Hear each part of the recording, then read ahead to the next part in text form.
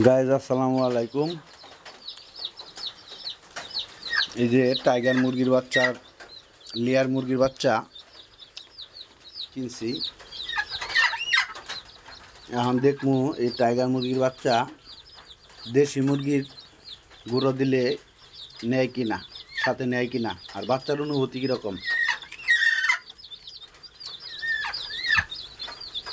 এই যে দেশি মুরগি ডিম দিয়ে তাপ দিতেছে, ডিম তাপ দিতেছে। এই মুরগিটা একবার ডিম তাপ দিয়ে হাঁসের ডিম দিয়েছিলাম, বাচ্চা ফুটা বাড়াইছে। তারপরে আবার ফুটা বাড়ানোর পরে মুরগির ডিম দিছি। লেয়ার দিলে কীরকম হয়।